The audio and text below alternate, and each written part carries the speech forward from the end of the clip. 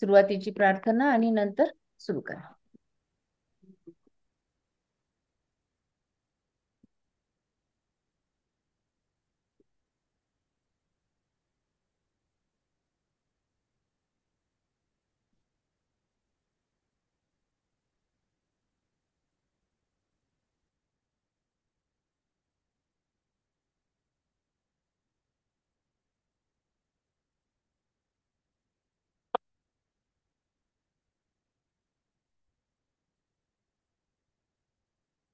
शांत.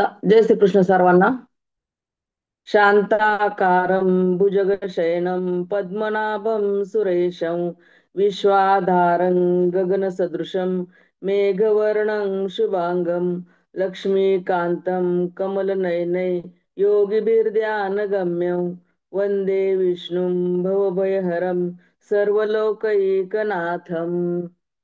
वसुदेवसुतं देवं कंसचानूरमर्दनं देवकी परमानन्दं कृष्णं वंदे जगद्गुरुम. जय श्रीकृष्ण सर्वांना. 12व्या अध्यायाचं सार वाचते मी. राहिलेल्या श्लोकांचे परवा राहिलेल्या श्लोकांचं केलं होतं पहिल्यांदा. 10 श्लोकांचं आता राहिलेलं 10चं. तर पहिल्या पहिल्या श्लोकामध्ये सगुण साकाराची उपासना करणारा, निर्गुण निराकाराची उपासना करणारा, ते कोणते श्लोक आहेत आपल्या ह्या अध्यायामध्ये ते श्लोक आणि त्याचा अर्थ मी प्रथम वाचते आणि नंतर राहिलेलं वाचते. साकार भगवंताच्या उपासकाचे वर्णन ज्या श्लोकामध्ये आले आहे ते श्लोक पहिल्यांदा 6व्या अध्यायामध्ये 47 नंबरचा श्लोक आलेला आहे. योगिनामपि सर्वेषां मदगते नांतरात्माना श्रद्धावान भजते यो माम से मे युक्ततमो मताहा. सर्व योगातही जो श्रद्धावान योगी माझ्या ठिकाणी सर्वत्र अंतरात्म्याला स्थापन करून मला अखंड बसतो तो योगी श्रेष्ठ आहे. नंतर 7व्या अध्यायामध्ये पहिल्या नंबरचा श्लोक. मया सक्त मना पार्थ योगम युंजन्मदाश्रय असंशयम समग्रमा यथा ज्ञासची तच्छृणु. हे पार्था, अनन्य प्रेमाने मन माझ्या ठिकाणी आसक्त करून अनन्य भावाने माझा आश्रय घेऊन योगयुक्त होऊन तू ज्या योगे संपूर्ण विभूती शक्ती ऐश्वर्यादी गुणांनी युक्त सर्वांचा आत्मा असणाऱ्या मला निसंशयपणे जाणशील. नंतर 7व्या अध्यायामध्ये 29 आणि 30 नंबरचे श्लोक आहेत. जरा मरण मोक्षाये मामाश्रित्य यतन्ति ये ते ब्रह्म तद्विदु कृष्ण मध्यात्मं कर्मचाखिलम साधिभूता भूतादिदैवं मा साधि यज्ञं च ये विदुः प्रयाणकालेपि च मा ते विदुर्युक्त चेतसा. जे पुरुष आदिभूत आदिदैव आदियज्ञ यासह मला अंतकाळीही जाणतात ते युक्त चित्ताचे पुरुष मला जाणतात म्हणजे मला येऊन मिळतात. नंतर 8व्या अध्यायामध्ये 7 नंबरचा श्लोक. तस्मात सर्वेषु कालेषु मामनुस्मरण युद्धच मयर्पित मनोबुद्धी मामे वैश्यस संशयम. हे पार्था, परमेश्वराच्या ध्यानाच्या अभ्यासरूपी योगाने युक्त दुसरीकडे न जाणाऱ्या चित्ताने निरंतर चिंतन करणारा मनुष्य परम प्रकाश स्वरूप दिव्य पुरुषाला म्हणजे परमेश्वराला जाऊन मिळतो. 8व्या अध्याय 14 नंबरचा श्लोक. अनन्य चेता सततम यो मा स्मरति नित्यशः तस्याहम सुलभ पार्थ नित्ययुक्तस योगिना.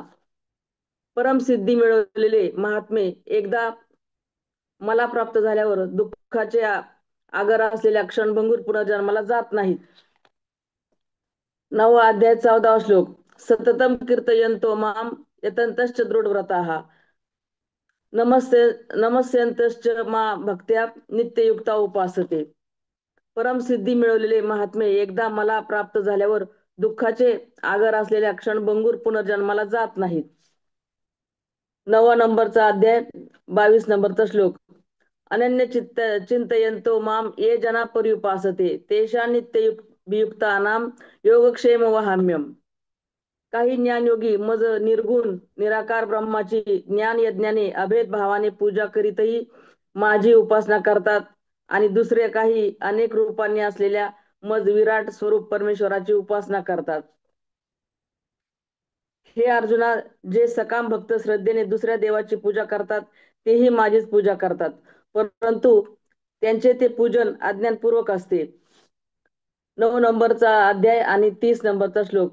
अपि चेत सुदुराचारो भजते मामनन्य भाग साधुरेव मंतव्य सम्यग् व्यवसितो ही सहा.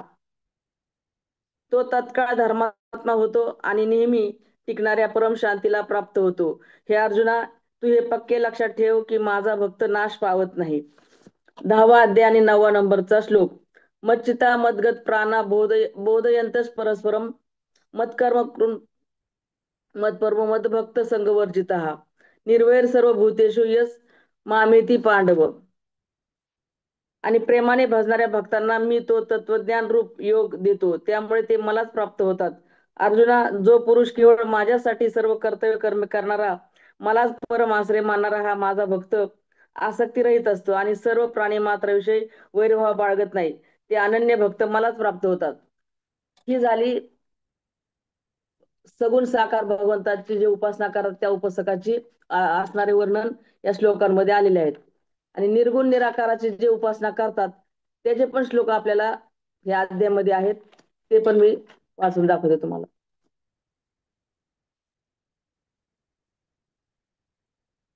4था अध्याय आणि 34 नंबरचा श्लोक.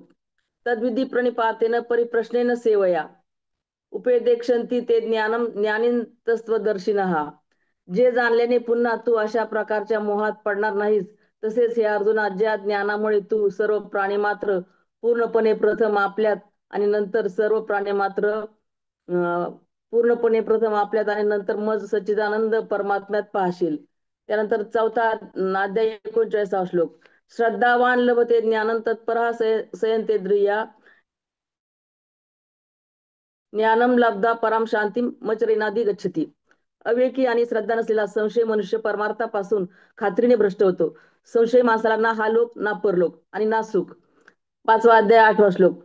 नैवम किंचित करोमीति युक्ते मन्येत तत्वित पश्यन् स्पृशन स्पृशन नशनन जिग्रन. थांबा, मी अध्यायातून वाचते, जरा लिहिलेलं मलाच वाचायला या नाही.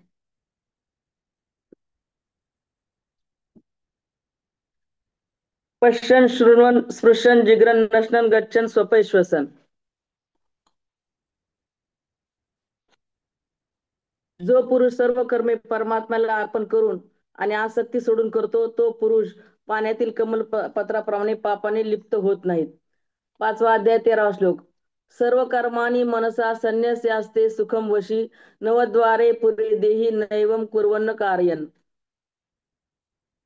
अंतकरण ज्याच्या ताब्यात आहे असा सांख्य योगाचे आचरण करणारा पुरुष कोणतेही कर्म करणारा किंवा करविणारा न होताच 9 दरवाजाच्या शरीर रूपी घरात सर्व कर्माचा मनाने त्याग करून आनंदाने सच्चिदानंद घन परमात्म्याच्या स्वरूपात स्थित राहतो.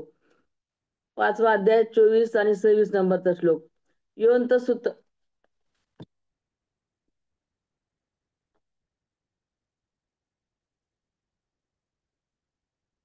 योंत सुखंतरारामस्तथा तर ज्योतिरेव सयोगी ब्रह्म निर्वाणम ब्रह्मभूतोदि गच्छति. काम क्रोध वियुक्ताना यतीनाम येत चेतसाम अभितो ब्रह्म निर्वाणम वर्तते विदितात्मनाम. ज्यांचे सर्व पाप नष्ट झाले आहे, ज्यांचे सर्व संशय ज्ञानामुळे फिटले आहेत, ते प्राणी जे प्राणी मात्राच्या कल्याणात तत्पर आहेत आणि ज्यांचे जिंकलेले मन निश्चलपणे परमात्म्यात स्थिर असते, ते ब्रह्मवेत्ते शांत ब्रह्माला प्राप्त होतात. बाहेरच्या विषय भोगाचे चिंतन न करता ते बाहेरच ठेवून दृष्टी भोवयांच्या मध्यभागी स्थिर करून तसेच नाकातून वाहणारे प्राण व अपान सम करून ज्याने इंद्रिय मन बुद्धी जिंकले आहेत असा मोक्ष तत्पर मुनी इच्छा भय आणि क्रोध यांनी रहित झाला की तो सदोदित मुक्तच असतो. 6वा अध्याय 25वा श्लोक. शनै शनै रूपमरमेत बुद्ध्या धृती गृहतया आत्मसंस्थम मन कृत्वा न किंचितभी चिंतयेत. हे स्थिर न राहणारे मन, चंचल मन, ज्या ज्या शब्दादी विषयांच्या निमित्ताने संसारात भरकटत असते, त्या त्या विषयापासून त्याला आवरून वारंवार परमात्म्यात स्थिर करावे. 8वा अध्याय 11वा श्लोक. यदक्षरं वेदविदो वदन्ति विशन्ति यत्तयो वीतरागाः यदिचन्तो ब्रह्मचर्यं चरन्ति तत् जे पदम संग्रहण प्रवक्षे. सर्व इंद्रियाची द्वारे अडवून मनाला हृदयाच्या ठिकाणी स्थिर करून नंतर जिंकलेल्या मनाने प्राण मस्तकात स्थापन करून परमात्मा संबंधी योग धारणेत स्थिर होऊन जो पुरुष ओम ह्या एक अक्षररूप ब्रह्माचा उच्चार करीत आणि त्याचे अर्थस्वरूप निर्गुण ब्रह्म जो मी त्यांचे चिंतन करीत देह टाकून जातो तो परमगतीला प्राप्त होतो. 8 नंबरचा अध्याय 13वा नंबरचा श्लोक. ओमित्येका अक्षरम ब्रह्म व्याहरण मानुस्मरण य प्रयाती तजन देहम सयाती परमांगतीम. हे अर्जुना, जो पुरुष माझ्या ठिकाणी अनन्य चित्त होऊन नेहमी मज पुरुषोत्तमाचे स्मरण करतो त्या नित्य माझ्याशी युक्त असलेल्या योग्याला मी सहज प्राप्त होणार आहे. 9 नंबर आणि 15 श्लोक. ज्ञान यज्ञांचाप्यन्ये यजंतो मा उपासते एकत्वेन पृथक्त्वेन बहुधा विश्वतो मुखम. स्रोत यज्ञ मी आहे, स्मार्त यज्ञ मी आहे, पितृयज्ञ मी आहे, वनस्पती अन्न व औषध मी आहे, मंत्र मी आहे, तूप मी आहे, अग्नी मी आहे आणि हवनाची क्रियाही मी आहे. असे सगुण साकार आणि निर्गुण निराकाराचे वर्णन करणारे श्लोक आहे या अध्यायातले आणि त्याचा अर्थ मी वाचते. आता पुढे वाचते 11व्या श्लोकापासून.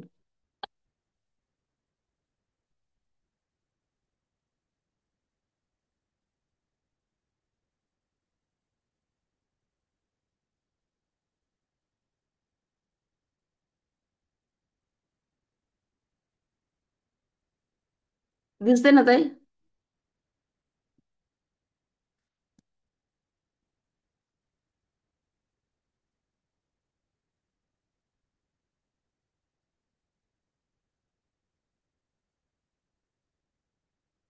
काय म्हणताय ताई? हो हो जयश्री ताई? दिसतोय ताई. हा कंटिन्यू करा. हा दिसतंय का नाही म्हटलं? हो थोडं हो साईडला झालं थोडं. उभा ठेवा, आडवा ठेवा. त्यामध्ये जरा धक्का लागला. अर्धा ते दिस धक्का लागला गेलं ते. त्यामध्ये करते मी त्याला. कोणीतरी त्यांना गाईड करा. वैजंती ताई गाईड करा त्यांना. हा थांबा थांबा करते मी. ए सीता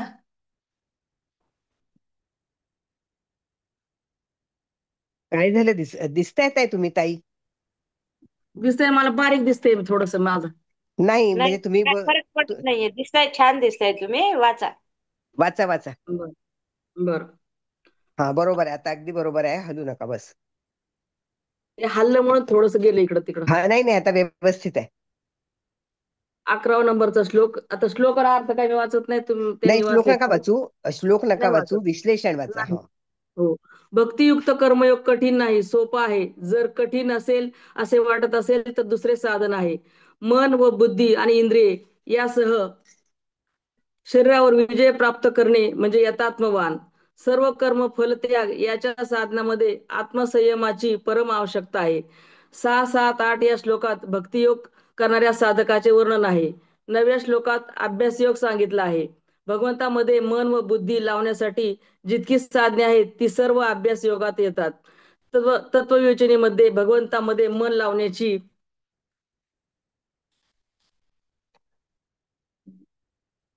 सीता सीता ताई दिसतात आहे, तुम्ही फक्त वाचा, तुम्ही बाकीकडे तिकडे लक्ष नका देऊ.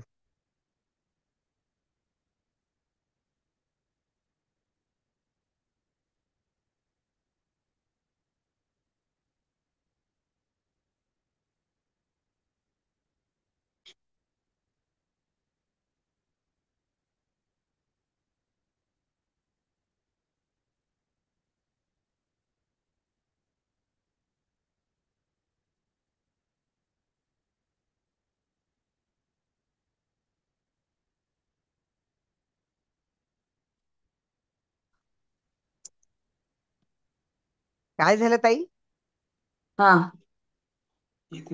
वा- दिसतंय का? आवाज येतोय, मी तर दिसत नाही मला.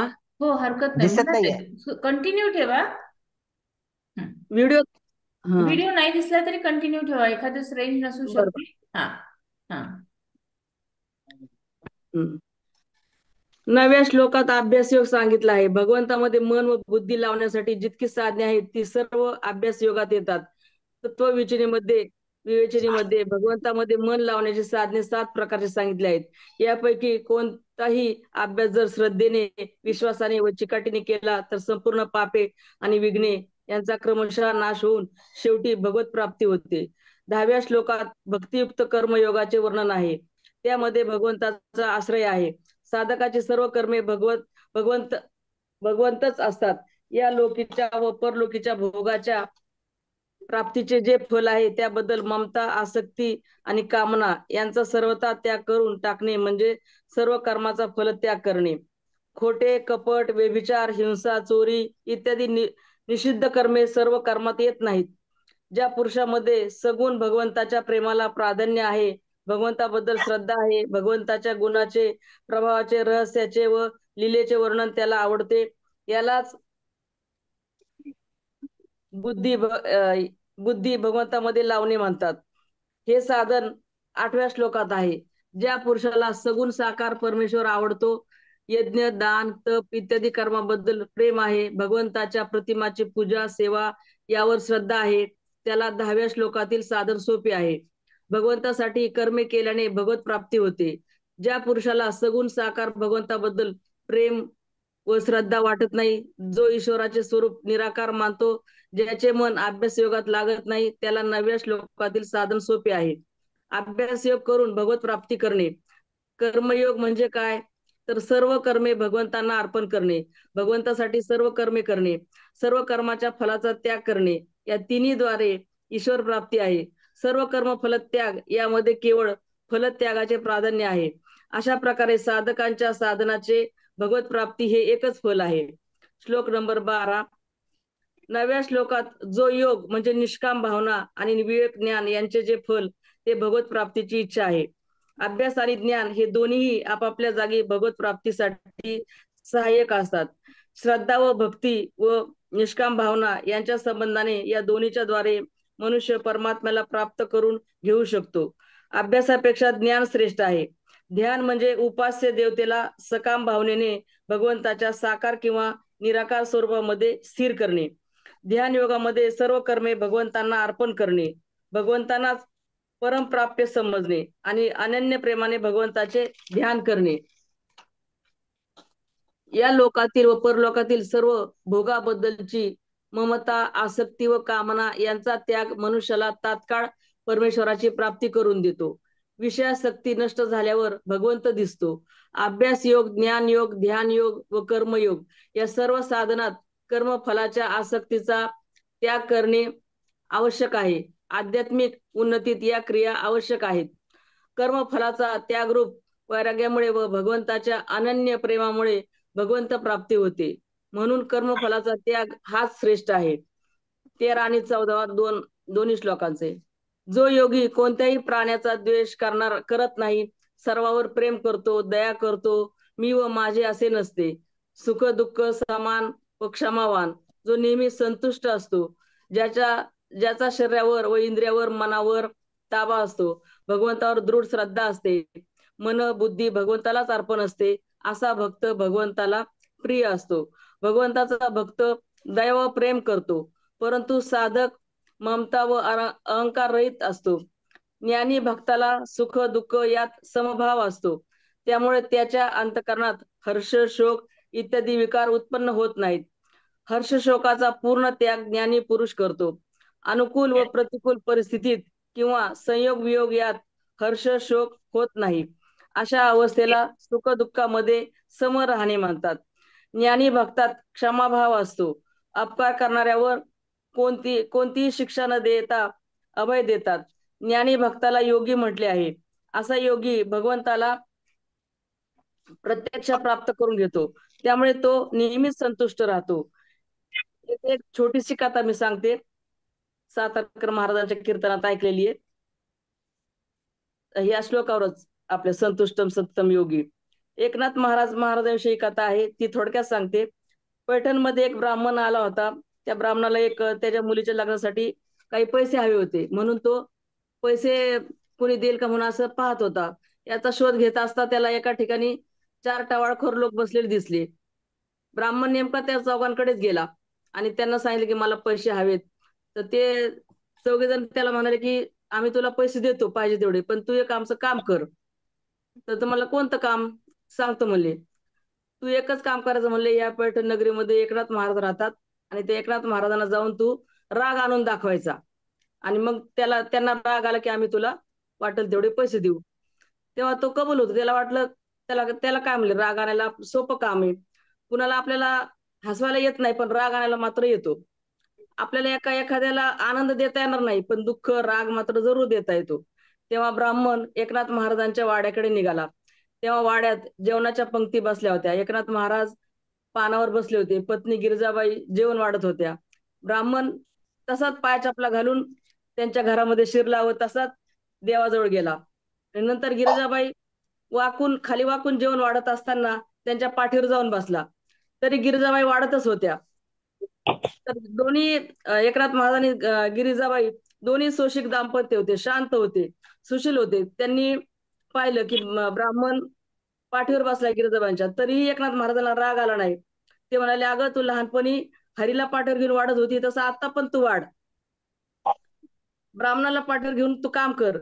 ब्राह्मणाला इतकी लाज वाटली, वाईट वाटले. तो खाली उतरला आणि पटकन एकनाथ महाराजांच्या पाया पडला आणि रडू लागला.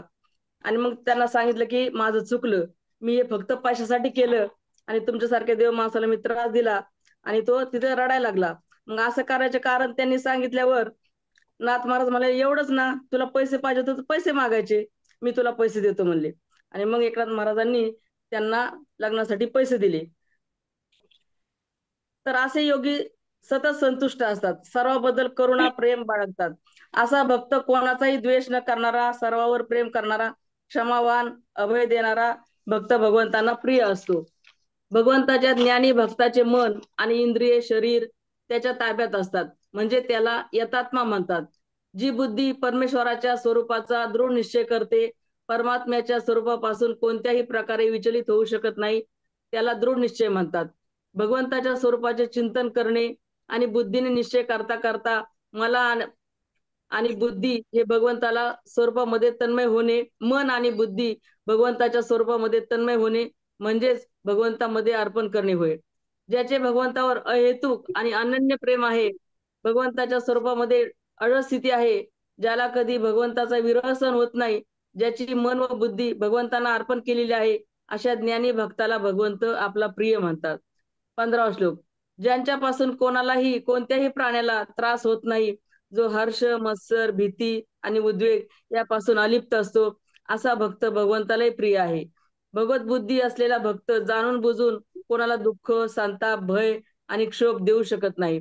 जो दया व प्रेम दाखवतो, दुसऱ्याचे हित करतो, अशा स्वभावाच्या व्यक्ती भगवंताला प्राप्त करून घेतात. हर्ष व उद्वेग यापासून भक्त निर्विकार असतो. भक्तामध्ये संपूर्ण विकाराचा अभाव असतो. भगवंताच्या ज्ञानी भक्ताची सर्वत्र भगवत बुद्धी असते. तो सर्व क्रिया म्हणजे सुख, दुःख, हर्ष, शोक, मत्सर, भीती, उद्वेग या भगवंताच्या लीला आहेत असे भक्ताला वाटते. त्यामुळे ज्ञानी भक्ताला असूया, उद्वेग, भय वाटत नाही. 16वा श्लोक.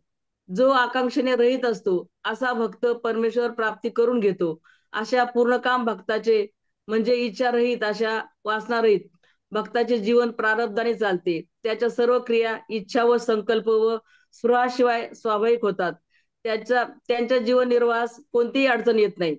भगवंताचे भक्त पवित्र असतात. भक्ताचे मन, बुद्धी, इंद्रिये, आचरण, शरीर पवित्र होऊन जाते की त्यांच्या दर्शनाने व स्पर्शाने दुसरे लोक पवित्र होतात. असा भक्त जेथे राहतो ते स्थान पवित्र बनते, तेथील सर्व वातावरण पवित्र बनते. अनन्य भक्तीने परमप्रेमी, सुहृद, सर्वेश्वर अशा परमेश्वराला प्राप्त करून घेणे हाच मनुष्य जन्माचा मुख्य उद्देश आहे. ज्ञानी भक्त हा भगवंताला प्राप्त करून घेतो, म्हणून त्याला दक्ष म्हटले आहे. एखाद्याची अनुचित लाभ हानी करण्याचा प्रयत्न म्हणजे पक्षपात होय. यापासून रहित होणे म्हणजे पक्षपातापासून रहित होणे. न्याय निवडा करताना कोणा एकाची बाजू न घेता दोन्ही बाजूचेच म्हणणे ऐकून योग्य न्याय देणे. कोणाचाही पक्ष न घेता दोन्ही पक्षाचे ऐकून निर्णय देणे म्हणजेच पक्षपात न करणे. भगवंताचा भक्त सर्व प्रकारच्या दुःखापासून मुक्त होतो. दुःखाचे कारण प्राप्त झाले तरी भक्त दुःखी होत नाही. शरीरात रोग झाला असता, स्त्री पुत्राचा वियोग झाला असता, धनगृहाची हानी झाली असता, हे सर्व दुःखाचे हेतू प्रारब्ध प्रमाणे प्राप्त होतात असे मानून अंतःकरणात कोणताही विकार उत्पन्न होऊ देत नाही असा भगवंताचा भक्त असतो. भगवत भक्त भगवंताची लीला ओळखून त्याच्या माया शक्तीचा खेळ समजतो. खोटा अभिमान बाळगत नाही, कर्माचे कर्तेपण आपल्याकडे घेत नाही. असा भगवंताचा भक्त भगवंताच्या हातातील कळसूत्री बाहुलीप्रमाणे बनून राहतो. भगवंत जसा नाचविल तसे नाचतो. अभिमान रहित असतो. कर्तेपणाचा अभिमान नसल्यामुळे समारंभ परित्यागी असतो. 17. जो हर्षयुक्त होत नाही, द्वेष करत नाही, शोक करत नाही, इच्छा करत नाही, शुभाशुभ कर्माचा त्याग करतो, असा भक्तियुक्त पुरुष भगवंताला प्रिय असतो. मनुष्याला इष्ट वस्तू मिळाली की अनिष्ट वस्तूचा वियोग झाला असता हर्ष होतो. कोणत्याही वस्तूच्या प्राप्तीने संयोग वियोगामुळे हर्ष विकार उत्पन्न न होऊ देणे ज्ञानी भक्ताचा हर्षरूपी विकाराचा पूर्ण अभाव दाखवण्यासाठी हे लक्षण आहे. भक्तासाठी सर्व शक्तिमान सर्वाधार परम दयाळू भगवंत हीच परमप्रिय वस्तू आहे.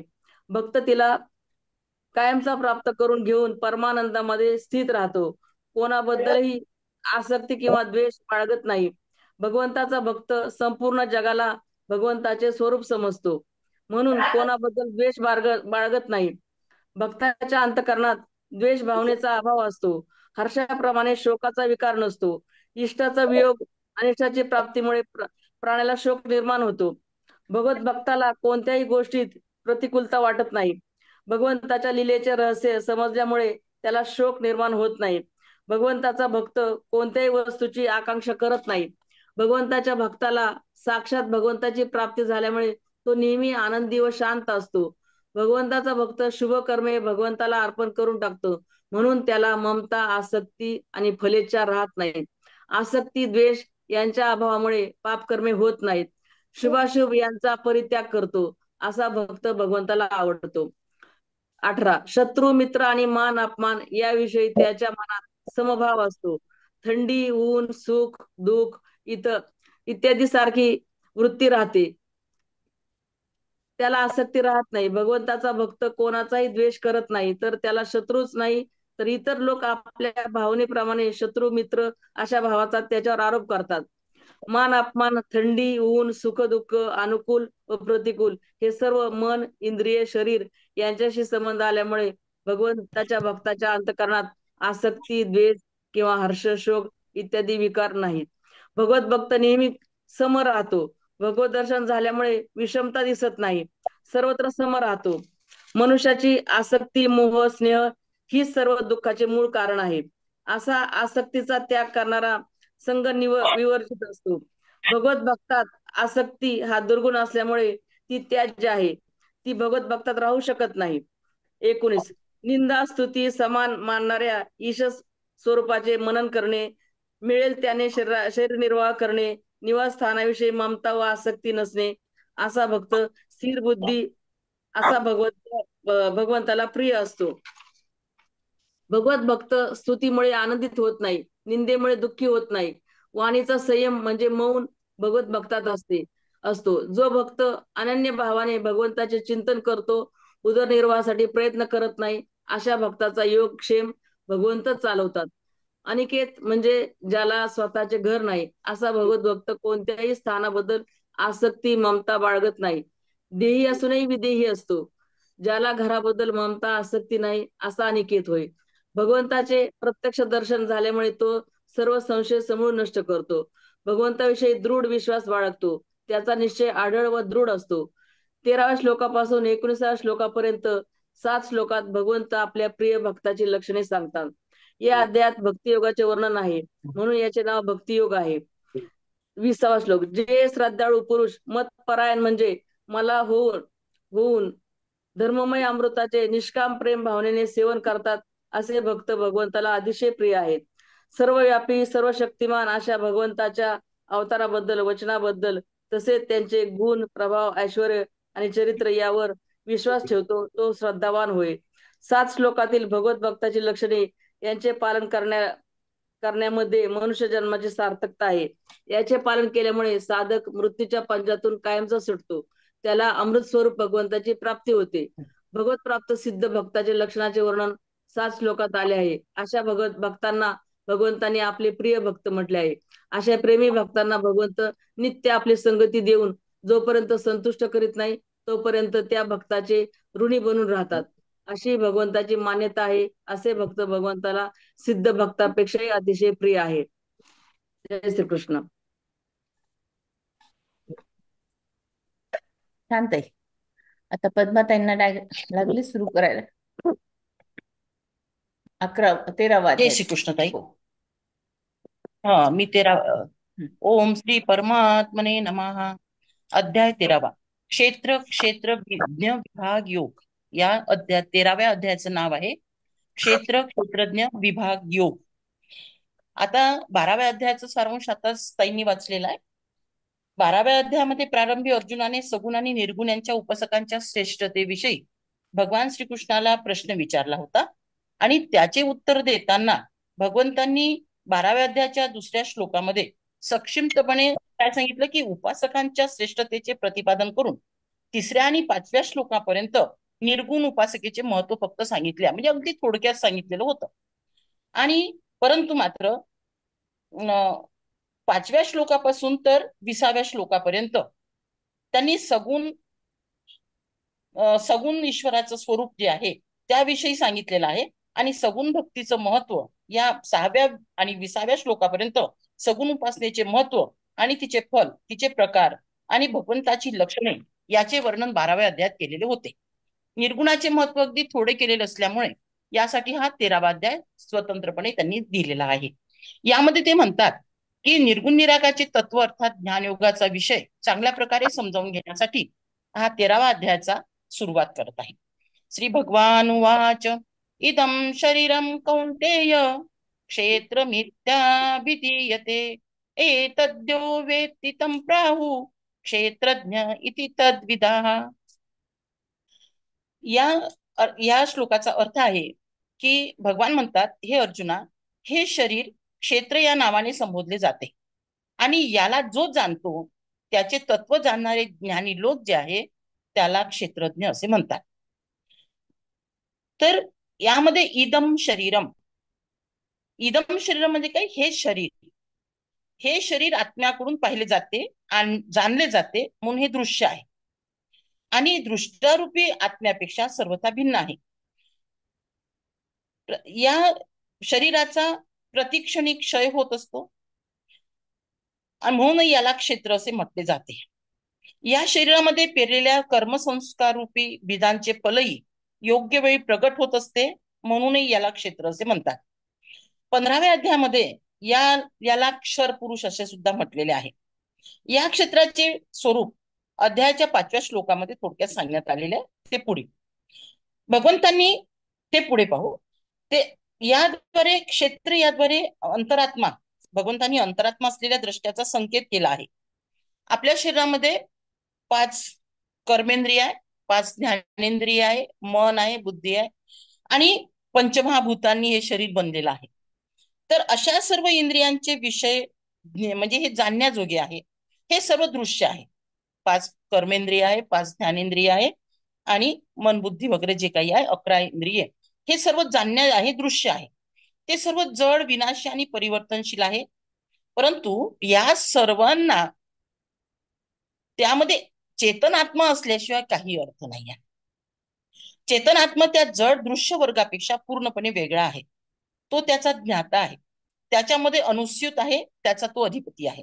आपण पाहतो शरीरातून आत्मा जर निघून गेला तर त्याला कलेवर म्हणतात, शव म्हणतात. त्याला जवळजवळ कोणीच जवळ ठेवत नाही, त्याची विल्हेवाट लावतात लवकर लवकर. म्हणजे काय, त्याच्यावर संस्कार केले जातात.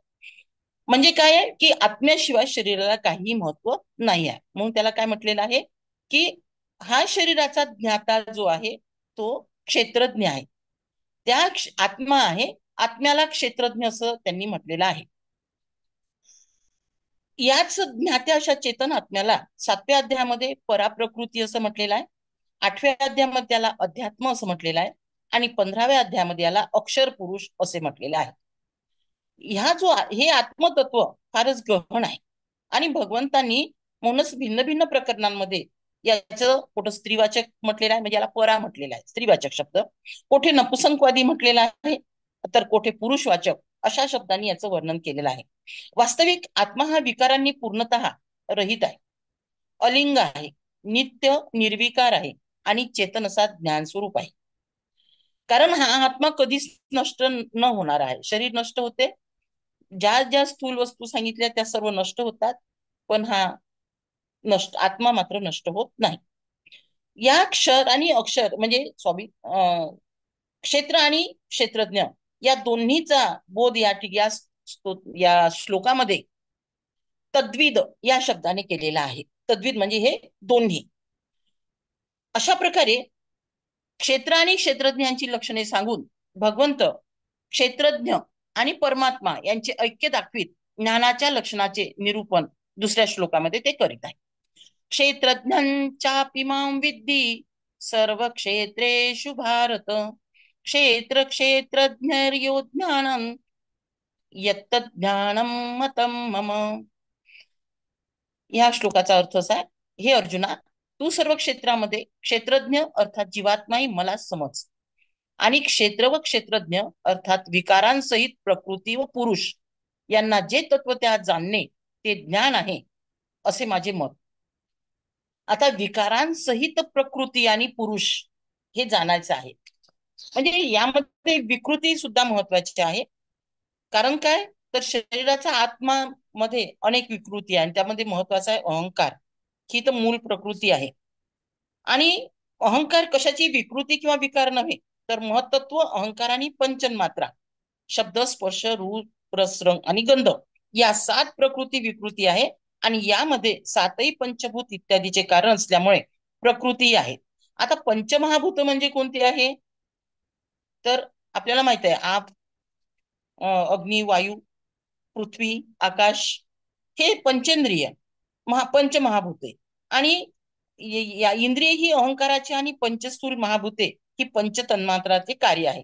परंतु पुरुष हा कुणाचेही कारण नाही आणि कुणाचे कार्य नाही, तो सर्वथा असंग आहे. अशा म्हणजे यामध्ये यांनी आत्म्याचं महत्व सांगितलेलं आहे. सर्व क्षेत्रांमध्ये क्षेत्रज्ञ म्हणजे जीवात्मा हा सुद्धा मीच आहे असे त्यांनी अर्जुनाला म्हटलेलं आहे, की हा मीच आहे असे तू जाण.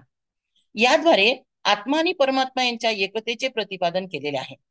आत्मा आणि परमात्मा यांच्यामध्ये वस्तुतः काहीही भेद नाही. आपण यामध्ये सांगितलं आहे की आत्मा आणि परमात्मा, आत्मा आणि शरीर याच्यामध्ये भेद आहे, पण इथे आत्मा आणि परमात्मा याच्यामध्ये भेद नाही असं यांनी सांगितलेलं आहे.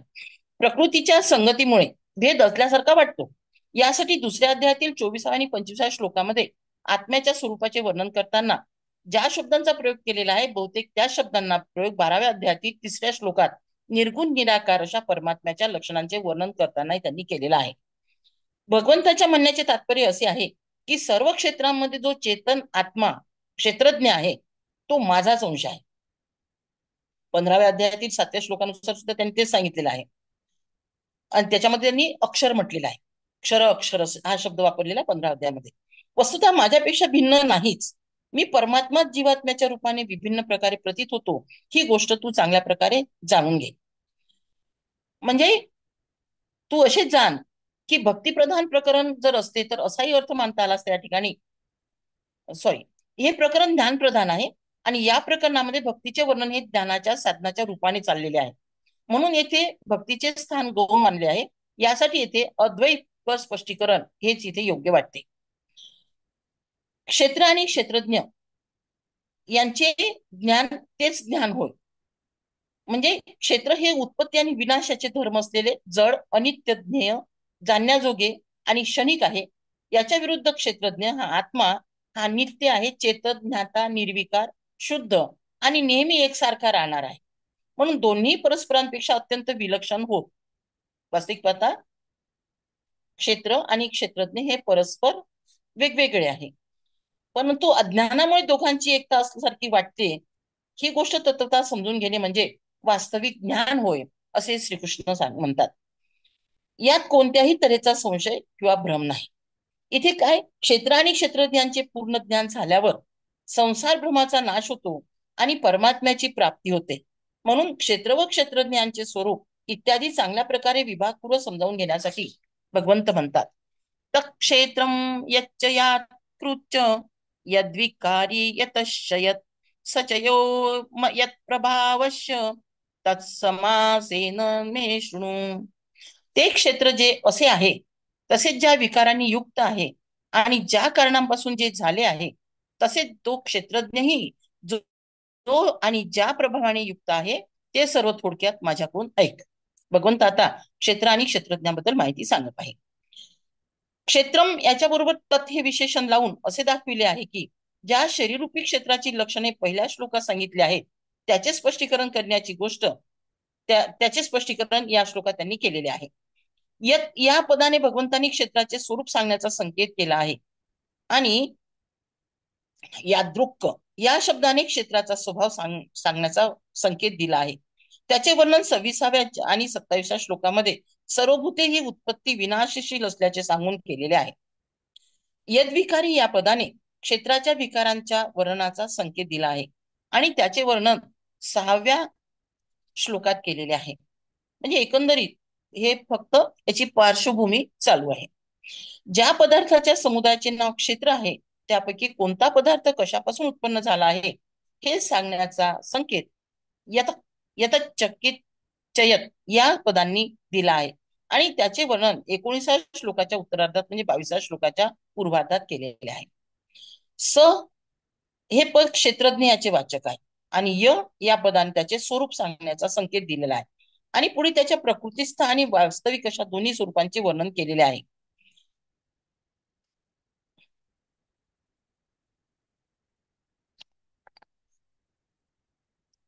अशा प्रकारे 3ऱ्या श्लोकामध्ये क्षेत्र आणि क्षेत्रज्ञाचे जे तत्व संक्षिप्तपणे ऐकण्यासाठी भगवंतांनी अर्जुनाला सांगितले. आता त्याविषयी ऋषी वेद ब्रह्मसूत्र यांच्या उक्तीचे प्रमाण देऊन भगवंत ऋषी वेद आणि ब्रह्मसूत्रे यांचा आदर करीत आहे. ऋषीभिर बहुधा गीतं छंदोभिर्विविधे पृथक् ब्रह्मसूत्र पदशैव हेतु मद्भिर्वी निश्चिते. जे हे क्षेत्र आणि क्षेत्रज्ञाचे महत्त्व ऋषींनी सकल प्रकारांनी सांगितले आहे आणि निर्णय वेद मंत्रातून विभागपूर्वक सांगितले गेले आहे. तसेच पूर्णपणे निश्चित केलेल्या युक्तियुक्त ब्रह्मसूत्राच्या पदांनीही सांगितलेले आहे.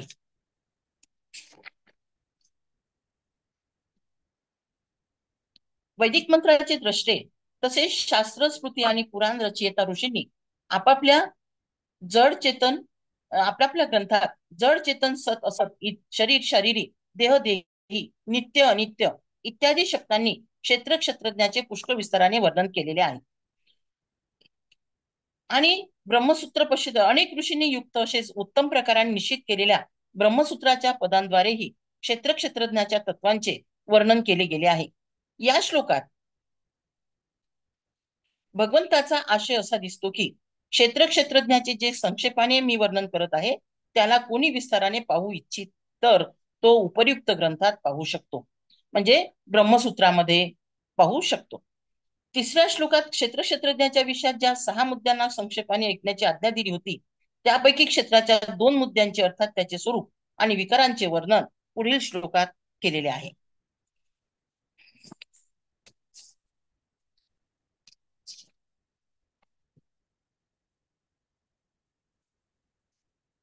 महाभूतान्यंकारो बुद्धिरव्यक्तमेव च इंद्रियाणी दशैकंच पश्चेंद्रिय गोचरा. महाभूतानी या ठिकाणी आपण पाहतो पंचमहाभूत आहे आणि पंचमहाभूतांचं आपल्याला कोणकोणते ते माहितच आहे. तर आकाश वायू तेज जल आणि पृथ्वी. आकाशाचे 2 विभाग आहेत ज्यापैकी अर्धा भाग आकाश आपल्या स्वरूपाने राहिला आणि दुसऱ्या अर्ध्या भागाचे 4 विभाग केले आणि त्यापैकी एक भाग वायूला एक भाग तेजाला एक भाग पाण्याला आणि एक भाग पृथ्वीला दिला तर त्याला पंचीकृत आकाश म्हणतात. वायूचे असे 2 भाग आहेत त्यापैकी अर्धा भाग वायू आपल्या स्वरूपाने स्वतःकडे ठेवतो आणि दुसऱ्या अर्ध्या भागाचे 4 भाग करून क्रमाने आकाश तेज जल पृथ्वी यांना जर दिले तर तो पंचीकृत वायू बनतो. तेजाचे 2 विभाग आहे ज्यापैकी अर्धा भाग तेज आपल्याकडे ठेवतो आणि दुसऱ्या अर्ध्या भागाचे 4 विभाग केले तर त्यांच्या आकाश पाणी पृथ्वी यांना दिले तर ते पंचीकृत तेज होते. जलाचे 2 विभाग आहे त्यापैकी अर्धा भाग जल आकाश रूपाने राहिला आणि दुसऱ्या अर्ध्या भागाचे 4 भाग केले ज्यांना क्रमाने आकाश वायू तेज आणि पृथ्वी यांना दिले तर त्याला पंचीकृत जल म्हणतात. अशा प्रकारे पृथ्वीचे सुद्धा दोन भाग आहेत. त्यापैकी अर्धा भाग पृथ्वी आपल्या स्वरूपाने राहिली आणि दुसऱ्या अर्ध्या भागाचे चार भाग केले. आणि ज्यांना क्रमाने आकाश, वायू, तेज आणि जल यांना दिले तर पंचीकृत पृथ्वी होतात. अशा प्रकारे पाचही पंचमहाभूतांचे पंचीकरण मिश्रण झाल्याने यालाच पंचीकृत महाभूत असं म्हटलेलं आहे. या श्लोकाद्वारे स्थूलभूतांचे आणि शब्दादी विषयांचे कारण स्वरूप ज्या पंचतन्मात्रा म्हणजे सूक्ष्म पंचमहाभूते आहेत, तर याचं वर्णन 7व्या अध्यायामध्ये सुद्धा केलेलं आहे. याचं भूमी, आप, अनल, वायू आणि खम या शब्दांनी ते वर्णन झालेलं आहे. समष्टी अंतःकरणाचा एक भेद अहंकार हाच पंचतन्मात्रा. मन, सर्व इंद्रिये यांचे कारण आहे, तसेच तो महत्त्वाचे कार्य आहे. यालाच अहंभाव असे म्हणतात. येथे अहंकार हे पद त्याचेच वाचक आहे. ज्याला महत्त्वत्व किंवा महान आणि समष्टी बुद्धी असे म्हणतात. जो समष्टी अंतःकरणाचा एक भेद आहे, निश्चय करणे हेच त्याचे स्वरूप आहे, त्याचे वाचक बुद्धी हे पद आहे. अव्यक्तम म्हणजे महत्त्व इत्यादी सर्व पदार्थांची कारणरूपी जी मूल प्रकृती आहे, सांख्यशास्त्रामध्ये जिला प्रधान म्हणतात, भगवंतांनी 14व्या अध्यायामध्ये जिला महद्ब्रह्म असे म्हटले आहे, तसेच या अध्यायातील 19व्या श्लोकात जिला प्रकृती असे नाव दिलेले आहे, तिथे वाचक येथे अव्यक्तम हे पद आहे. म्हणजेच वाक, पाणी म्हणजे हात, पाद म्हणजे पाय, उपस्थ आणि गुद ही 5 कर्मेंद्रिये, श्रोत्र, त्वचा, चक्षु, रचना आणि घ्राण ही 5 ज्ञानेंद्रिये आणि ही सर्व मिळून 10 इंद्रिय हो. या सर्वांचे कारण म्हणजे अहंकार हे आहे. एकम याच्यामध्ये एकम हा शब्द आलेला आहे. एकमचा अर्थ काय होतो? याच्यामध्ये दशेकम आहे. तसा दशेकम म्हणजे हेच 5 काय ज्ञानेंद्रिय आणि 5 कर्मेंद्रिय. आता एकम म्हणजे काय? तर मन. मनाचे वाचक एकम हे पद आहे आणि हे सुद्धा अहंकाराचे कार्य आहे. पंच इंद्रिय गोचरा या पदांचा अर्थ असा आहे की शब्द, स्पर्श, रूप, रस आणि गंध हे जे ज्ञानेंद्रियाचे 5 स्थूल विषय आहेत, त्याचेच वाचक इथे पंच इंद्रिय गोचरा हे पद म्हणून दिलेलं आहे.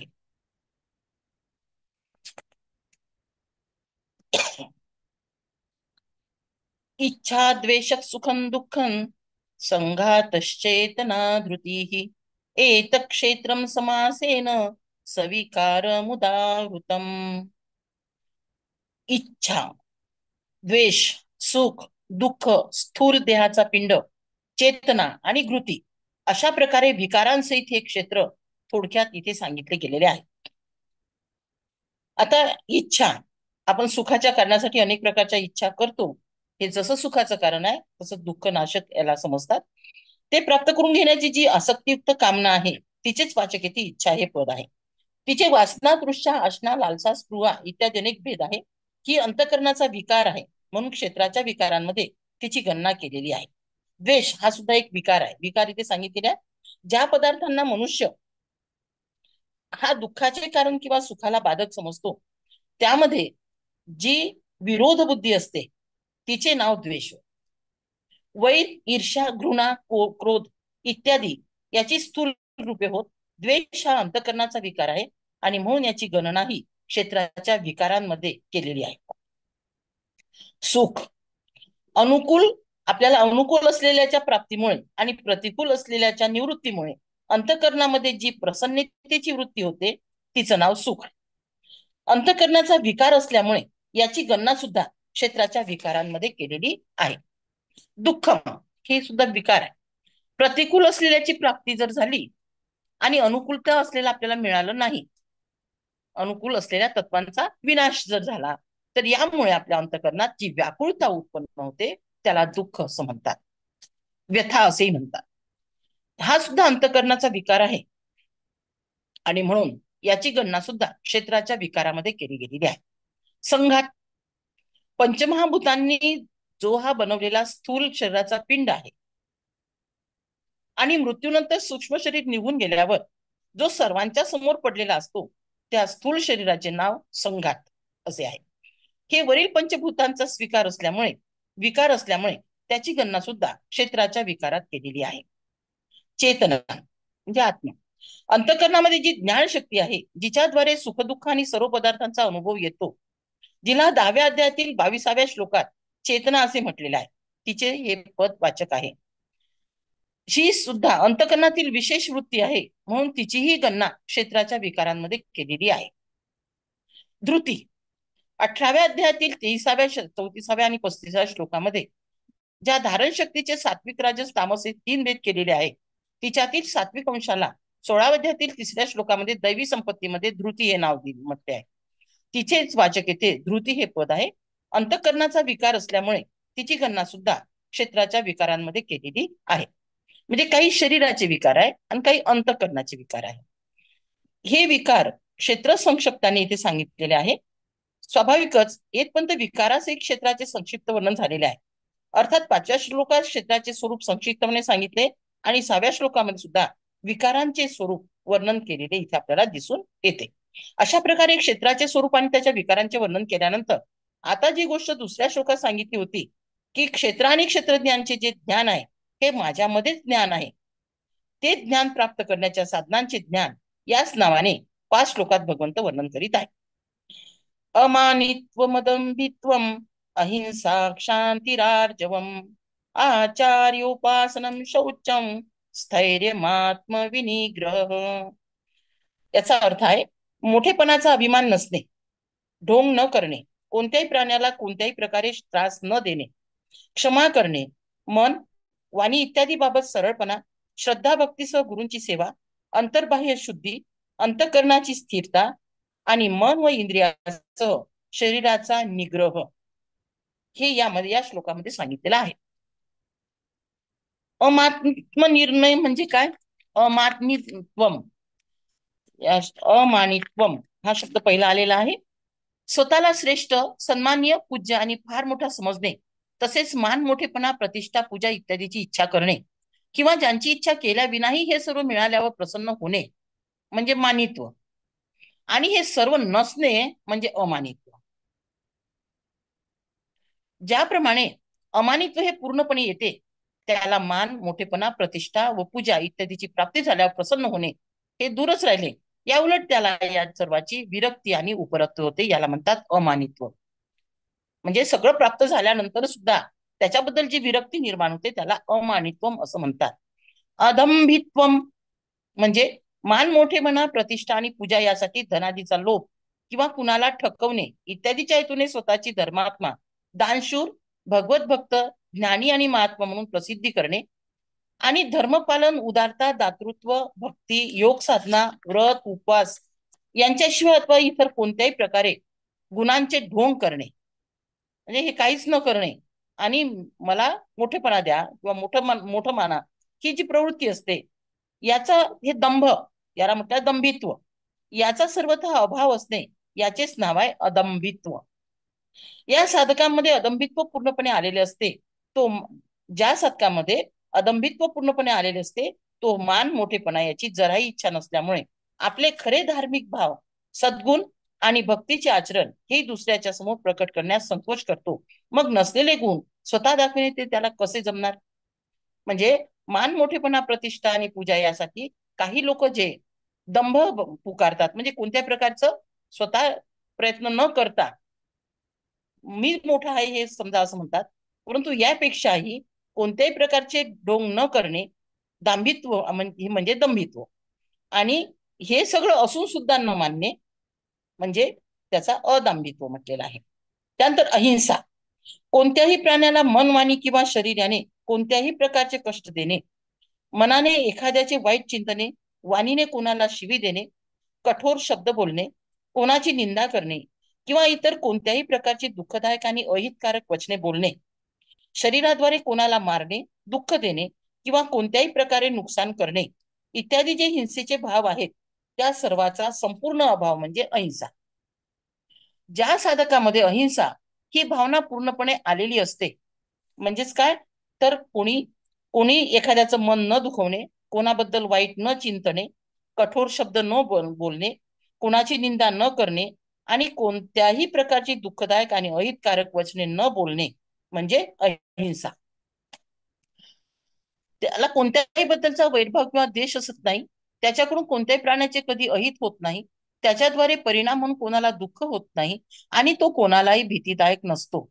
महर्षी पतंजली यांनी तर असे म्हटले आहे की त्याच्याजवळ राहणाऱ्या हिंसक प्राण्यामध्येही परस्पर स्वाभाविक वैरभावही उरत नाही. आणि म्हणूनच आपल्याला अनेक ऋषी मुनींजवळ वाघ बसलेले आपल्याला दिसतात यज्ञाच्या वेळेस. म्हणजे हे जे ऋषी पुराणामध्ये सांगितलेलं आहे ते काही खोटं नाही. त्यानंतर शांती, असे क्षमाभावाला म्हणतात. आपला अपराध करणाऱ्याला कोणत्याही प्रकारची शिक्षा देण्याची भावना मनात न बाळगणे, त्याचा सूड घेण्याची किंवा त्याच्या अपराधाबद्दल त्याला या लोकी किंवा परलोकी शिक्षा मिळावी अशी इच्छा न बाळगणे आणि त्याचे अपराध वस्तुतः अपराधच न मानता ते पूर्णपणे विसरून जाणे म्हणजे क्षमाभाव हो.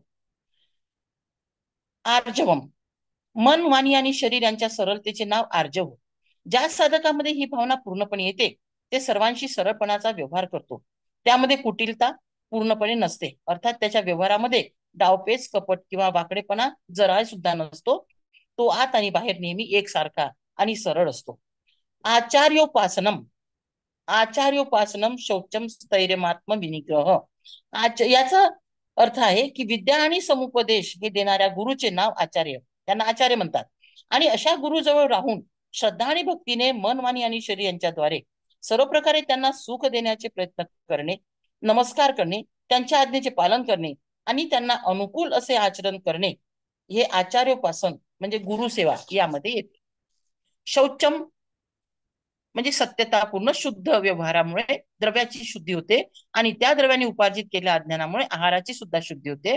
यथायोग्य शुद्ध वर्तणुकीमुळे आचरणाची शुद्धी होते आणि पाणी, माती इत्यादीने धुतल्यामुळे शरीराची शुद्धी होते. ही सर्व बाह्य शुद्धी. राग, द्वेष, छल, कपट इत्यादी विकारांचा नाश होऊन अंतःकरण स्वच्छ ठेवणे ही झाली आंतरिक शुद्धी. आणि या दोन्ही प्रकारच्या शुद्धीचे नाव आहे शौचम. त्यानंतर स्थैर्य म्हणजे मोठ्यात मोठे कष्ट, विपत्ती, भय किंवा दुःख आल्यावरही विचलित न होणे. तसेच काम, क्रोध, भय, लोभ इत्यादीमुळे कोणत्याही प्रकारे आपला धर्म आणि कर्तव्य यापासून जराही विचलित न होणे. तसेच मन व बुद्धी यांच्यामध्ये कोणत्याही प्रकारची चंचलता नसणे म्हणजे स्थैर्य. याला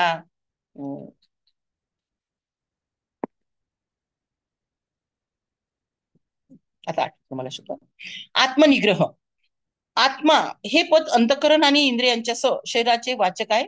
म्हणून या सर्वांना चांगल्या प्रकारे आपल्या स्वाधीन करून घेणे म्हणजे आत्मनिग्रह हो. ज्या साधकांमध्ये आत्मनिग्रह हा भाव पूर्णपणे येतो त्याचे मन, बुद्धी आणि इंद्रियांची ही त्याची आज्ञाकारक अशी सेवक होतात. इंद्रियार्थेषु वैराग्यम मन अहंकार एव च जन्म मृत्यू जरा व्याधी दुःख दोषानुदर्शनम. याचा अर्थ आहे इह परलोकातील सर्व विषयांच्या उपभोगाविषयी आसक्ती नसणे आणि अहंकारही नसणे, जन्म, मृत्यू, वृद्धत्व आणि रोग इत्यादी मध्ये दुःख आणि दोषांचा वारंवार विचार करणे. या श्लोकामध्ये इंद्रियार्थेषु वैराग्यम म्हणजे काय म्हटलेलं आहे? स्पर्श, रूप, रस आणि गंध शब्द इत्यादी विषय पदार्थ आहे. अंतःकरण आणि इंद्रिय यांच्याकडून ज्यांचा भोग केला जातो आणि अज्ञानामुळे मनुष्य ज्यांना सुखाचा हेतू समजतो परंतु वास्तविक जे दुःखाचे कारण आहे त्या सर्वाबद्दल आसक्तीचाच पूर्ण अभाव होऊन जाणे हे इंद्रियार्थेषु वैराग्य मध्ये इंद्रियाच्या विषयाबद्दल वैराग्य उत्पन्न होणे होय. म्हणजे आपल्या इंद्रियामध्ये जे भोग आहेत ते भोगापासून पूर्णपणे परावृत्त होणे त्याला म्हणतात इंद्रियार्थेषु वैराग्यम. अनहंकार, मनबुद्धी, इंद्रिय, शरीर या सर्वाबद्दल जी मी ही बुद्धी होत असते म्हणजे अज्ञानामुळे या अनात्म वस्तूंबद्दल जी आत्मबुद्धी होते त्या देहाभिमानाचा पूर्णपणे अभाव होणे म्हणजे अनहंकार. जन्माचे कष्ट सोपे नाहीत. प्रथमतः असहाय जीवाला मातेच्या गर्भामध्ये दीर्घकाळ तऱ्हेतऱ्हेचे क्लेश होतात आणि नंतर जन्माच्या वेळी योनीद्वारातून निघण्यास असह्य वेदना भोगाव्या लागतात. नाना प्रकारच्या योनीमध्ये वारंवार जन्मग्रहण केल्याने जन्मदुःखी होतात. मृत्यूच्या वेळी फार कष्ट होतात. जे शरीर व घर यांच्याबद्दल जीवनभर ममता बाळगली ते जबरदस्तीने सोडून जावे लागते. मरणाच्या वेळेचे निराश नेत्र व शारीरिक पीडा पाहून त्या प्रसंगीच्या दुःखाचे बरेचसे अनुमान करता येते. म्हातारपणाचे दुःखही कमी नसते. इंद्रिय हे शिथिल आणि शक्तिहीन होऊन जातात. शरीर जर्जर होऊन जाते. मनात नेहमी लालसेच्या लहरी उसळत असतात. असह्य अवस्था होऊन जाते. या अवस्थेमध्ये जे कष्ट होतात ते फारच भयानक असतात. अशा प्रकारे रोगाची वेदना सुद्धा मोठी दुःखदायक असते. शरीर क्षीण झालेले असते. नाना प्रकारचे असह्य कष्ट होत आहे आणि पराधीनता आहे. ही निरुपाय स्थिती असते. हे सर्व म्हणजे जन्म, मृत्यू, जरा आणि व्याधी यांची दुःखे. या दुःखांचे वारंवार स्मरण करणे आणि त्यांच्याबद्दल विचार करणे म्हणजे त्यामध्ये दुःख पाहणे हो.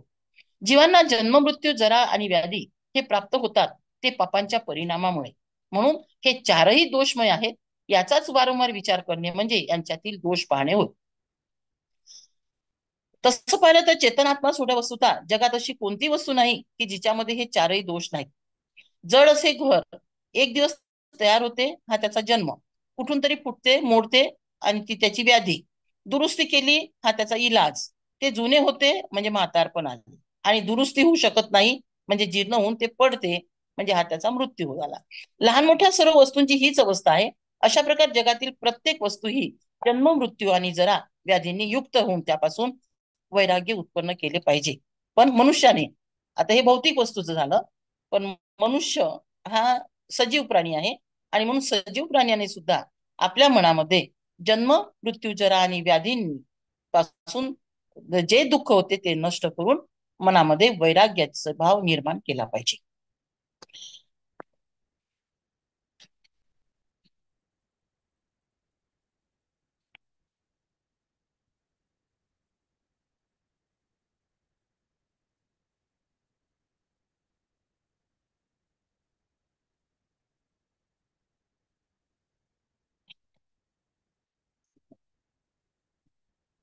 श्लोक नंबर 9. असक्तिरण भिक्ष्वंग पुत्रदार गृहादिषु नित्यञ्च समचित्तत्वम् इष्टानिष्टोपपत्तिषु. पुत्र, स्त्री, घर आणि धन इत्यादीची आसक्ती नसणे व ममता नसणे, तसेच आवडती आणि नावडती गोष्ट घडली असता नेहमी चित्त समतोल ठेवणे, हे यामध्ये सांगितलेलं आहे. 8व्या श्लोकात इंद्रियाच्या विषयांमध्ये जे वैराग्य सांगितले आहे त्याच वैराग्याचा इथे त्यांनी म्हटलेलं आहे की त्याच्यामध्ये पुत्र, स्त्री, घर आणि धन इत्यादी बद्दलचा आसक्तीचा अभाव येतो. इथे पुन्हा तेच ते सांगितलेलं आहे की स्त्री, पुत्र, गृह, शरीर आणि धन इत्यादी पदार्थाशी मनुष्याचा विशेष संबंध असल्यामुळे त्यांच्याबद्दल त्याला बहुतेक विशेष आसक्ती असते. इंद्रियाच्या शब्दादी साधारण विषयांबद्दल वैराग्य आल्यावरही त्यांच्याबद्दल आसक्तीची गुप्त भावना राहून जाते. म्हणून त्यांच्याबद्दल आसक्तीचा पूर्ण अभाव होण्याची गोष्ट विशेष करून निराळी सांगितली आहे. अनभिष्वंग म्हणजे अहंकाराचा अभाव असा न घेता ममतेचा अभाव इथे घेतलेला आहे. अहंकार म्हणून जे अनभिष्वंग याचा अर्थ ममतेचा अभाव असा घेतला गेला आहे. ममत्वामुळेच मनुष्याच्या स्त्री, पुत्रादी यांच्याशी घनिष्ठ संबंध असतो. त्यामुळे त्यांच्या सुखदुःख व लाभ आणि यामुळे तो स्वतः सुखी किंवा दुःखी होत असतो. म्हणून येथे त्याचा अर्थ ममतेचा अर्थ असा अभाव असा केलेला आहे. अनुकूल व्यक्ती, क्रिया, घटना आणि पदार्थ यांचा संयोग आणि प्रतिकूल असलेल्यांचा वियोग हा सर्वांना इष्ट आहे. अशाच प्रकारे अनुकूल असलेल्याचा वियोग आणि प्रतिकूल असल्याचा संयोग हा अनिष्ट आहे. या इष्ट आणि अनिष्ट यांच्या बरोबर संबंध आल्यावर हर्ष, शोकादी हे न होणे म्हणजे अनुकूल असलेल्याचा संयोग आणि प्रतिकूल असलेल्याचा वियोग याच्यामुळे चित्तामध्ये हर्ष इत्यादी न वाटणे, तसेच प्रतिकूल असलेल्यांचा संयोग आणि अनुकूल असलेल्याचा वियोग याच्यामुळे कोणत्या प्रकारचा शोक, भय, क्रोध इत्यादी न होणे, नेहमीच निर्विकार, एकरस आणि सम राहणे यालाच इष्ट व अनिष्ट यांच्या प्राप्तीमध्ये समचित्तता असे म्हणतात. म्हणजे आपल्याला दुःख झालं तरी ते दुःख मानण्याचं कोणत्याही प्रकारचं आपल्याला आपण त्या परिस्थितीमध्ये सुद्धा सम राहिलं पाहिजे आणि खूप सुख झालं तरी खूप हर्षित न होता समचित्तता ठेवणे हे यामध्ये असं म्हटलेलं आहे. श्लोक 10. मयि चानन्य योगेन भक्तिरव्यभिचारिणी विविक्त देश सेवित्वम अरतीर्जन संसदी. मज परमेश्वरामध्ये अनन्य प्रेमाने अव्यभिचारिणी भक्ती, तसेच एकांतात शुद्ध ठिकाणी राहण्याचा स्वभाव आणि विषयासक्त मनुष्यांच्या सहवासाची आवड नसणे. अनन्य योग म्हणजे काय अनन्य योगेन या ठिकाणी आलेला आहे. अनन्य योग म्हणजे भगवंत हा सर्वश्रेष्ठ आहे, तोच आमचा स्वामी, शरण जाण्यास योग्य, परमगती, परम आश्रय, माता पिता भाऊबंद, परमहितकारक, परम आत्मीय आणि सर्वस्व आहे. त्याला सोडल्यास आमचे इतर कोणीही नाही. या भावनेने भगवंताशी जो अनन्य संबंध जोडतो त्याचे नाव अनन्य योग होय. तसेच अशा प्रकारच्या संबंधाने फक्त भगवंताचे ठाई अढळ पूर्ण असे विशुद्ध प्रेम करून भगवंताचेच निरंतर भजन आणि ध्यान करीत राहणे म्हणजे अनन्य योगाद्वारे भगवंताची अव्यभिचारिणी भक्ती करणे होय. अशा प्रकारची भक्ती करणाऱ्या मनुष्यामध्ये स्वार्थ व अभिमानांचा लवलेश नसतो आणि जगातील कोणत्याही वस्तूबद्दल त्याला ममत्व उरत नाही. जगाशी त्याचा संबंध भगवंताच्या संबंधामुळेच असतो. त्याचा कोणत्याही प्रकारे स्वतंत्र संबंध नसतो. त्याचा कोणाशी कोणते स्वतंत्र संबंध नसतो. तो सर्व काही भगवंताचे समजतो. तसेच श्रद्धा व प्रेम यांच्यासह निष्काम भावनेने भगवंताचे चिरंतन चिंतन करीत राहतो. तो जी काही क्रिया करतो ती सर्व भगवंतासाठीच करतो. या ठिकाणी व्यभिचारिणी याचा सुद्धा अर्थ आलेला आहे. विविक्त देश म्हणजे जेथे कोणत्याही प्रकारचा गोंगाट किंवा गर्दी नसेल, जेथे दुसरे कोणीही राहत नसेल, जेथे राहण्यास इतर कोणाची हरकत नसेल किंवा त्याला क्षोभ न वाटेल, तिथे कोणत्याही प्रकारची घाण नसेल, काटे खडे केर करकटे नसेल, जेथील नैसर्गिक दृश्य सुंदर असेल, जेथील हवा पाणी आणि वातावरण निर्मळ आणि पवित्र असेल, जेथे कोणत्याही प्रकारची रोगराई नसेल, जेथे हिंसक प्राणी व हिंसांचा अभाव असेल, जेथे स्वाभाविकपणे सात्विकतेचे परमाणू भरलेले असतील, अशा देवालय, तपोभूमी, गंगा इत्यादी पवित्र भूमीचे तट आणि पवित्र वन, पर्वत गुहा इत्यादी निर्जन एकांत आणि शुद्ध प्रदेशाला विविक्त देश म्हणतात.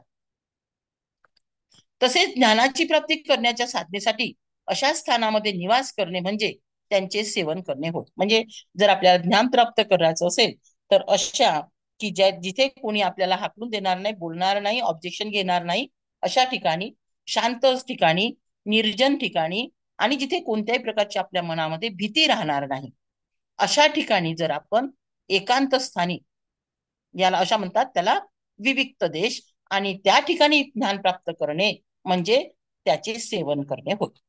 जनसंसदी हे कशाला म्हटलेलं आहे तर जनसंसदी हे पद प्रमादी आणि विषयासक्त अशा सांसारिक मनुष्यांच्या समुदायाचे वाचक आहे. अशा लोकांची संगती ही साधनांमध्ये सर्व प्रकारे बाधक समजून त्यापासून विरक्त राहणे म्हणजे त्यांच्यावर प्रेम न करणे हे होय. संत महात्मा व साधक अशा पुरुषांची संगती ही साधनाला सहाय्यक होत असते. म्हणून त्यांच्या समुदायाचे वाचक येथे जनसंसदी हे पद असे आलेले आहे, असे समजू नये. या ठिकाणी म्हटलेलं आहे कारण की यामध्ये भावार्थ दिलेला आहे.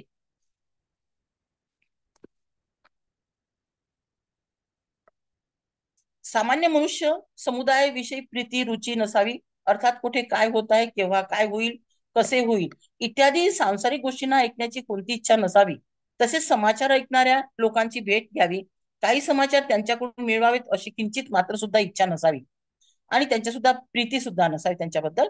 परंतु जर एखाद्या तत्वाची गोष्ट विचारू इच्छित असेल, साधनेच्या विषयात चर्चा करू इच्छित असेल, तर त्याच्याशी भेटण्याची जी मनात इच्छा निर्माण होते ती अरतीर जनसंसदी नाही. त्याचप्रमाणे जेथे तत्वांची चर्चा होत असेल, परस्परात तत्वाचा विचार होत असेल अथवा आपल्या दृष्टीत एखाद्या परमात्म तत्वाला जाणणारा असेल, अशा पुरुषाच्या संगतीची जी आवड असते ती जनसमुदायात आवड म्हटली जात नाही, तर ती आवड आवश्यक आहे असे म्हटले गेलेले आहे.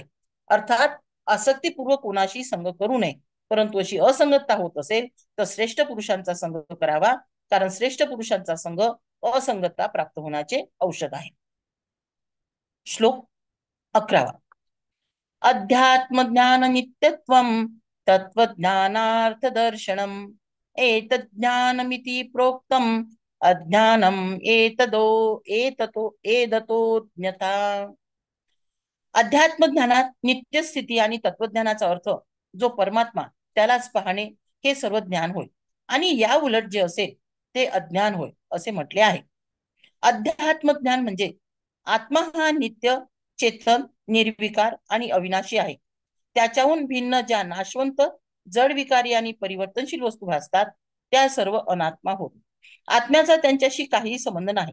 शास्त्र व आचार्य यांच्या उपदेशाद्वारे अशा प्रकारे आत्मतत्व चांगल्या प्रकारे समजून घेणे म्हणजे अध्यात्म ज्ञान होय. आणि बुद्धीमध्ये अगदी तसाच दृढ निश्चय करून मनाने आत्मतत्वाचे नित्य निरंतर मनन करीत राहणे म्हणजे अध्यात्म ज्ञानामध्ये नित्य स्थिर राहणे होय. तत्वज्ञान म्हणजे काय, तर सच्चिदानंद घन पूर्ण ब्रह्म परमात्मा असा आहे, कारण तत्वज्ञानामुळे त्याचीच प्राप्ती होते. त्या सच्चिदानंद गुणातीत अशा परमात्म्याचे सर्वत्र समभावाने नित्य निरंतर ध्यान करीत राहणे म्हणजेच त्या तत्वज्ञानाच्या अर्थाचे दर्शन करणे होय. आत्म अमानित्वम आणि तत्वज्ञानार्थ दर्शनम येथपर्यंत ज्यांचे वर्णन केले आहे ती सर्वच ज्ञान प्राप्तीची साधने होत, म्हणून त्यांचे नावही ज्ञान असे ठेवले आहे. याचा भावार्थ असा आहे की दुसऱ्या श्लोकामध्ये भगवंतांनी असे सांगितले आहे की क्षेत्र आणि क्षेत्रज्ञ यांचे जे ज्ञान आहे तेच माझ्या मते ज्ञान होय. या म्हणण्यामुळे शरीराचे नाव क्षेत्र असे आहे आणि त्याच्यामध्ये राहणाऱ्या ज्ञात्या आत्म्याचे नाव क्षेत्रज्ञ आहे. ही गोष्ट समजली म्हणजे आम्हाला ज्ञान प्राप्त झाले असे कोणी समजू नये. वास्तविक खरे ज्ञान तेच आहे की जे वरील 20 साधनांच्या द्वारे क्षेत्रज्ञाचे स्वरूप यथार्थपणे जाणून घेतल्यावर होते. हीच गोष्ट समजून घेण्यासाठी येथे साधनांना ज्ञान या नावाने सांगितलेले आहे. ज्ञानीपुरुषांमध्ये वरील गुणांचा समावेश पूर्वीपासूनच असणे हे आवश्यक आहे, परंतु हे सर्व गुण सर्व साधनिकांमध्ये एकाच वेळी असावेत याची गरज नाही. अमानित्व आणि अंधभित्व इत्यादी पुष्कळशे सर्वांनी उपयोगी असे गुण आहेत की ते सर्वांच्या मध्ये असतात हे नक्की. त्याच्याशिवाय अव्यभिचारिणी भक्ती, एकांत देश सेवित्व, अध्यात्म ज्ञान नित्यम, तत्वज्ञानार्थ दर्शनम इत्यादी बद्दल आपल्याला साधन शैलीप्रमाणे विकल्पही असू शकतो.